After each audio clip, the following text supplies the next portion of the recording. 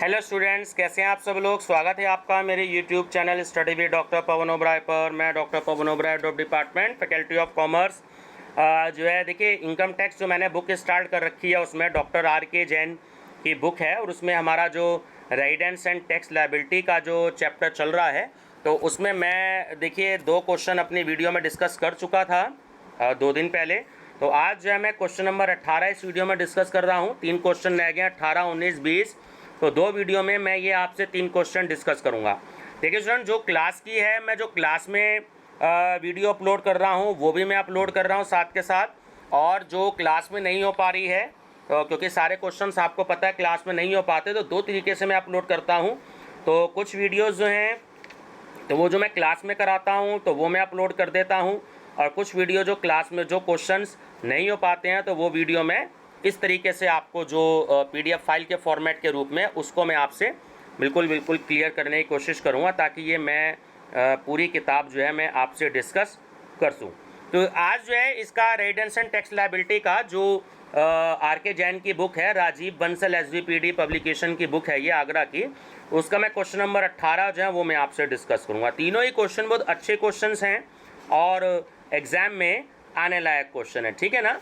तो चलिए, तो Kundan Khan is an Indian citizen. He went out of India on 15 August 2020 for a service in a company in Japan and came back to India on 1st March 2021 to meet his family.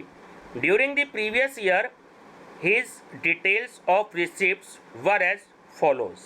देखिए, सबसे पहली बात तो मैं इस date का मैं पहले आपको ये चीज़ बता दूं कि आप कैलकुलेशन कैसे करेंगे, ठीक है, क्योंकि हमें सबसे पहले ये कैलकुलेट करना ज़रूरी है कि क्योंकि क्वेश्चन के लास्ट में देखिए मेंशन है कि determine his residential status and taxable income. अब जो ये मिस्टर कुंदन खान है, ये रेजिडेंट हैं, नॉट ऑर्डिनरी रेजिडेंट हैं या नॉन रेजिडेंट है ना। तो सबसे पहले हम पता ये लगाएंगे इनके मंथ की कैलकुलेशन करके। तो क्वेश्चन जिनके पास बुक नहीं है, ये वाली कोई और बुक है, तो फिर भी टेंशन वाली कोई बात नहीं है, क्योंकि क्वेश्चन जो है वो मैं आपको सामने स्क्रीन पे जो है देखिए आपको साफ साफ दिखाई दे रहा है, तो क्वेश्चंस के अकॉर्डिंग मैं आपको बताता जाऊंगा। सबसे पहली बात कि कुंदन खान जब इंडिया से बाहर गए तो वो 15 अगस्त 2020 में गए और वो जापान में गए, और जब वो वापस आए तो वो 1 मार्च 2021 में अपनी फैमिली से मिलने बाहर इंडिया में आए, ठीक है। तो इस डेट को सबसे पहले आपको ध्यान में रखना है।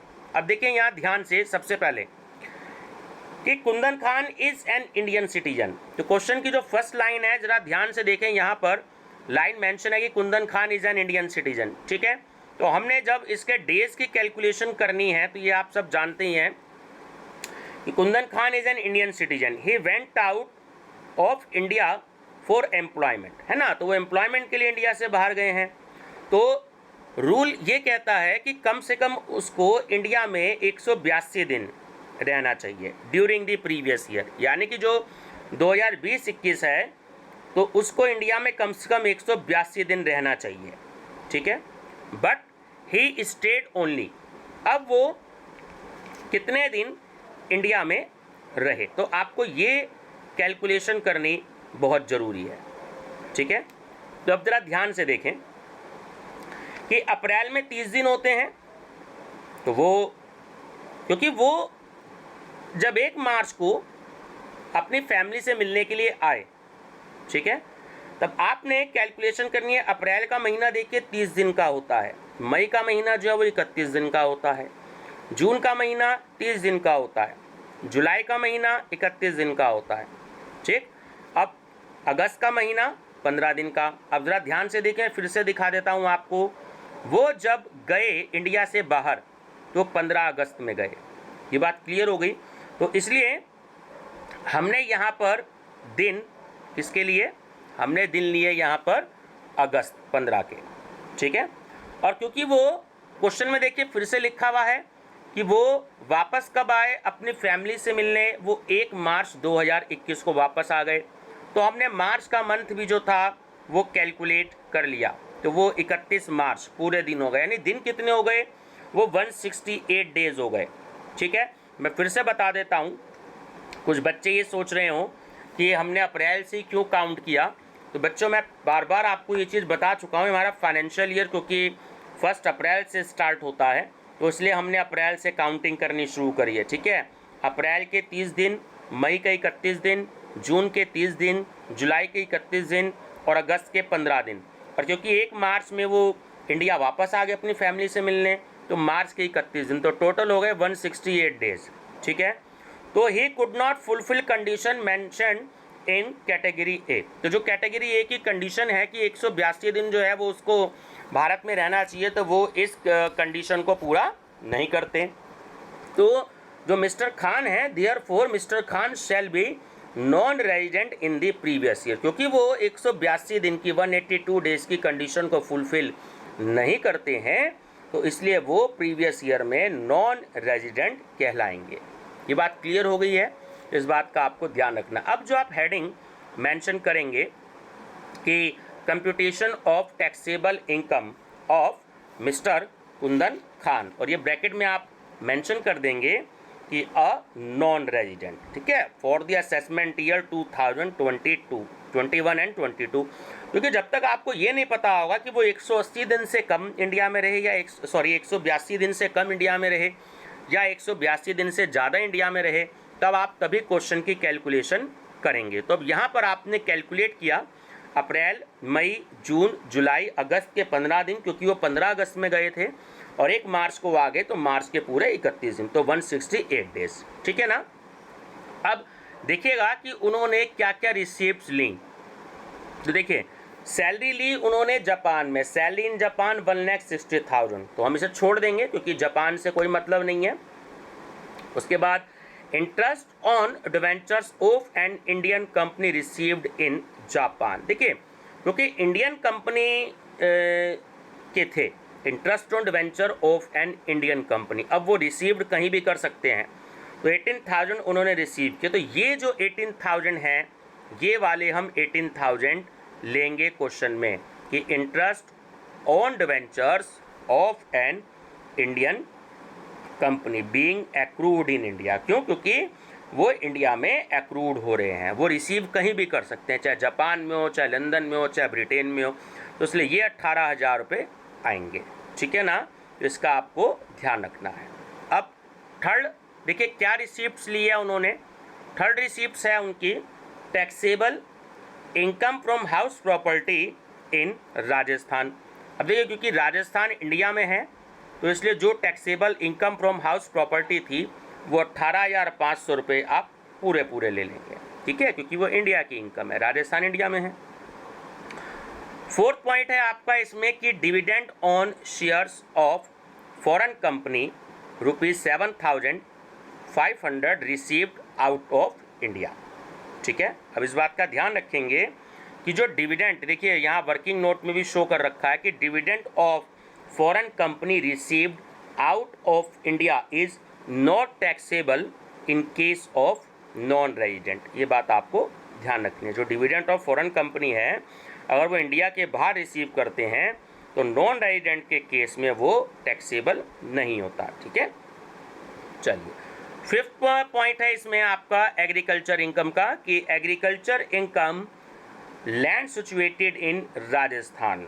तो ये बात आपको पता है, ये मैंने बताई थी कि मैं फिर से बता देता हूँ कि एग्रीकल्चर इनकम जो होती है वो इंडिया में टैक्स फ्री होती है। ये जैसे नीचे नोट यहाँ मेंशन है ना, आप स्टूडेंट्स को भी ये नोट ऐसे ही मेंशन करने पड़ेंगे एग्ज़ाम में, अदरवाइज़ आपके मार्क्स कट सकते हैं। इस बात का बिल्कुल आप ध्यान रखिएगा। चलिए, उसके बाद आपके 6 पॉइंट है इसका क्वेश्चन में, interest received from a firm in Japan remitted to India. ठीक है, ₹9,200। तो अब ये जो इंटरेस्ट रिसीव्ड है, रिसीव कर रहे हैं तो फर्म से जापान में रिसीव कर रहे हैं ना, जापान में रिसीव कर रहे हैं, वो बात लगा कि रेमिटेड टू इंडिया वो कर रहे हैं। तो क्योंकि जापान में रिसीव कर रहे हैं तो नॉन रेजिडेंट के केस में ये नहीं आएगा। इस बात को आपको ध्यान रखना है, क्योंकि ये इनकम जो ये रिसीव कर रहे हैं इंटरेस्ट, ये जापान में कर रहे हैं, इंडिया में नहीं कर रहे। ठीक है, ध्यान रखिएगा।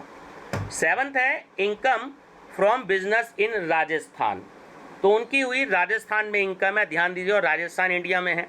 तो फ्रॉम 1 अप्रैल 2020 से लेकर के 31 जुलाई 2020 तक के 48,000, और फ्रॉम 1 अगस्त 2020 से 31 मार्च 2020 तक के 60,000। तो क्योंकि राजस्थान की इनकम है, इंडिया की इनकम है, तो इस इनकम को आप शामिल कर लेंगे कि income from business in Rajasthan.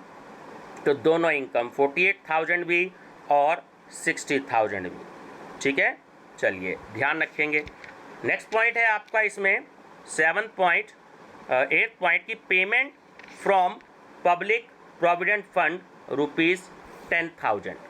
ठीक है, तो ये हमारा क्वेश्चन में नहीं आएगा जब भी ये पीपीएफ दिया जाता है। ठीक है, ध्यान रखिएगा, पीपीएफ को हम इसमें शामिल नहीं करेंगे, ध्यान रखेंगे। क्यों?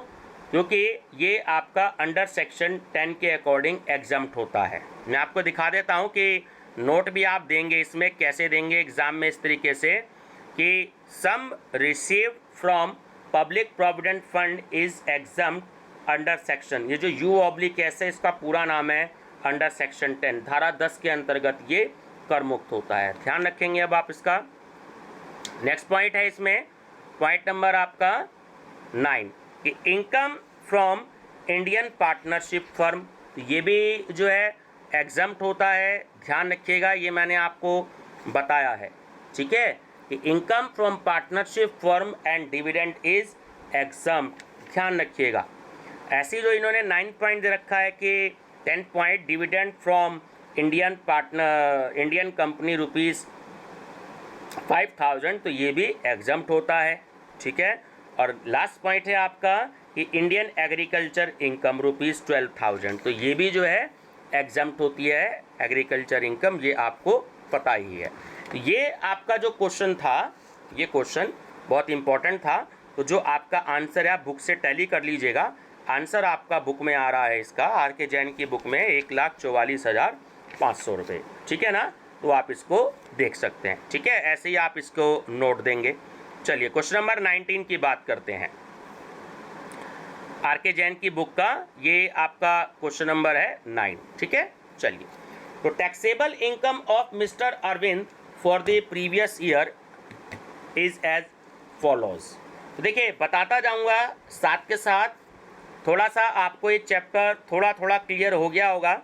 और ये मैं आप सभी स्टूडेंट्स को एडवाइस ज़रूर दूंगा कि आप सभी स्टूडेंट्स जिनके पास किसी भी ऑथर की बुक हो, ठीक है, किसी भी पब्लिकेशन की बुक हो, आप किसी भी स्टेट में हो, चाहे यूपी में हो, चाहे पंजाब में हो, चाहे हरियाणा में हो, चाहे पश्चिम बंगाल में हो, आपके पास कोई भी ऑथर की बुक हो, तो आप सबसे पहले उसकी थ्योरी जरूर स्टडी करिएगा। यानी जहाँ से चैप्टर आपका स्टार्ट हो रहा है, तो आप थ्योरी स्टडी करने के बाद उसके एग्जाम्पल्स की जरूर स्टडी करिएगा। एग्जाम्पल में जो सॉल्यूशंस होते हैं, इलस्ट्रेशंस होते हैं, तो उनकी आप स्टडी करिएगा। वो सॉल्व भी होते हैं और उनके नीचे जो डिडक्शंस होती हैं वो भी सॉल्व होती हैं, तो आप उनको देखिएगा। वर्किंग नोट दे रखे होते हैं, तो आपको क्वेश्चंस बहुत अच्छे से क्लियर हो जाएंगे। ठीक है ना। आर.के. जैन की बुक है तो इसके भी आप एग्जाम्पल जरूर देखिएगा। एस.सी. मल्होत्रा की बुक है उसके भी, और बी.के. अग्रवाल की बुक है उसके भी, तो किसी भी पब्लिकेशन की बुक है, चाहे सिंघानिया की बुक हो आपके पास, चाहे गिरीश आहूजा की बुक हो, आप कोई भी बुक हो, तो उसके एग्जाम्पल की स्टडी आप जरूर करिएगा। ठीक है, चलिए 19 है कि taxable income of mister Arvind for the previous year is as follows. अब देखिए मैं आपको पॉइंट साथ के साथ बताता जाऊंगा और नीचे सॉल्यूशन बताता जाऊंगा। अब एक बात तो क्लियर हो गया बिल्कुल कि 3 कॉलम आपके बनेंगे। ठीक है, ये आप सभी को पता है, मैं 4-5 क्वेश्चन करा चुका हूँ।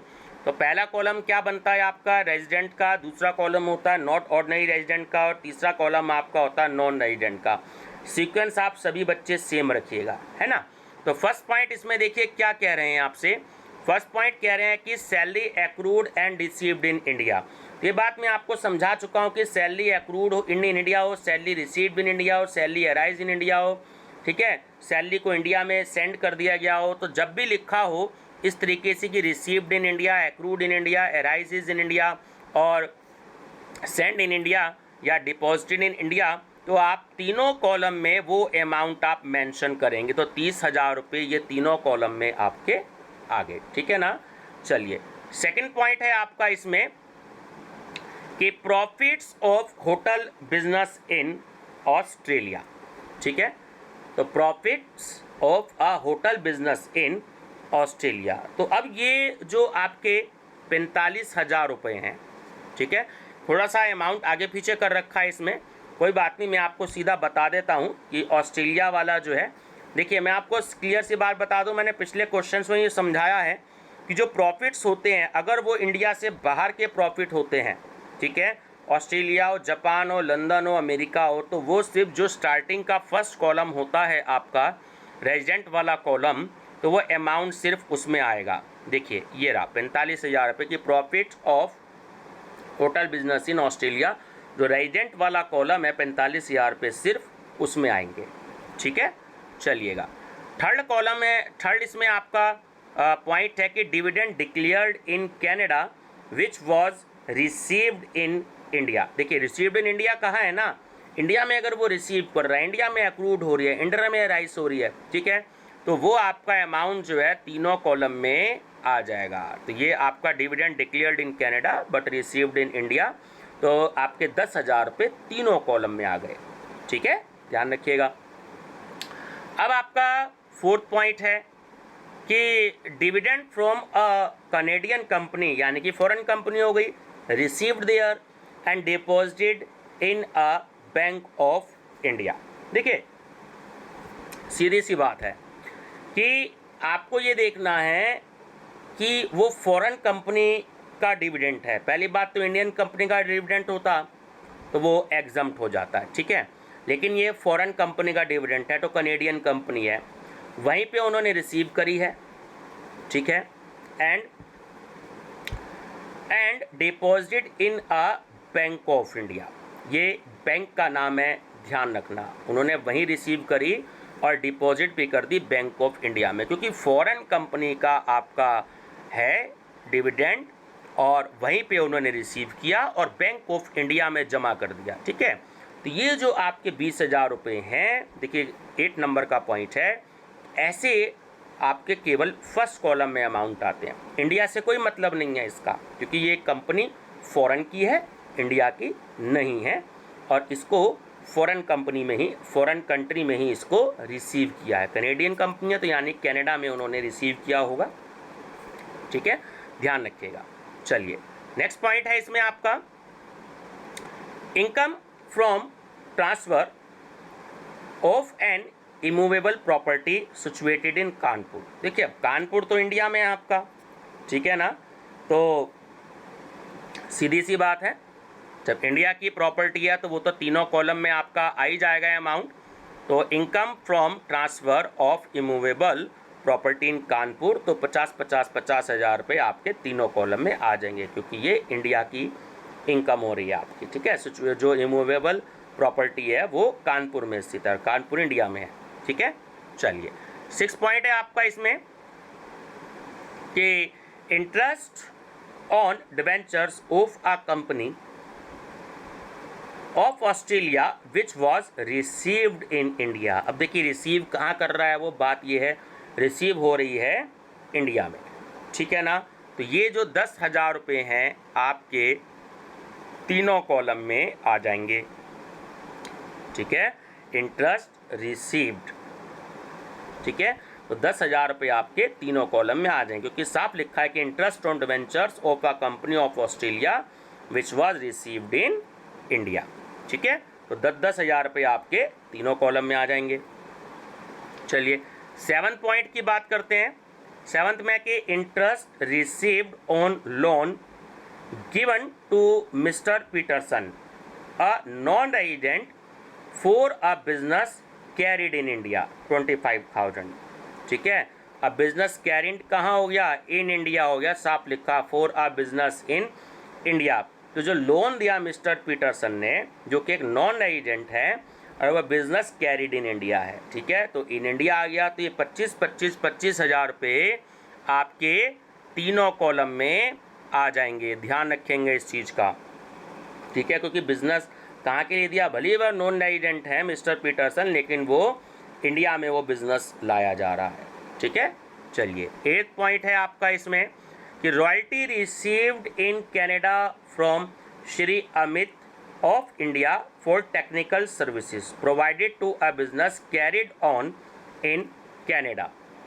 ठीक है, तो रॉयल्टी रिसीव्ड कनाडा में रिसीव कर रहे हैं, कहाँ, किससे, श्री अमित से। ठीक है, टेक्निकल सर्विसेज जो प्रोवाइड की जा रही है, कैरिड ऑन इन कनाडा। अब ये जो आपके 10,000 रुपये हो गए, ध्यान रखना, तो जो सर्विस की जा रही है आपकी, ये की जा रही है कनाडा में। ठीक है, तो केवल फर्स्ट कॉलम में आपका अमाउंट आ जाएगा, इस बात का आप ध्यान रखिएगा, इंडिया में नहीं प्रोवाइड की जा रही है। तो लास्ट का अमाउंट है आपका कि royalty from services in Canada, 10,000 रुपये आपके आ जाएंगे केवल फर्स्ट कॉलम में, रेजिडेंट वाले कॉलम में।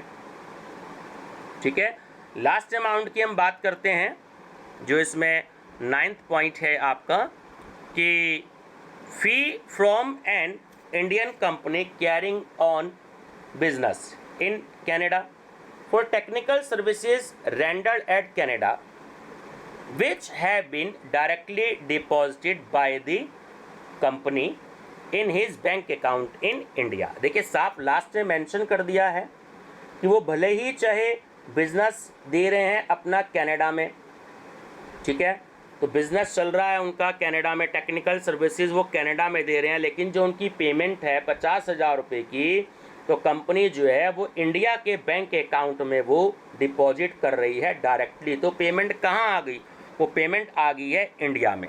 ठीक है, तो तीनों कॉलम में आपका जो अमाउंट है ये आ जाए कि फी एक्रूड इन कनाडा।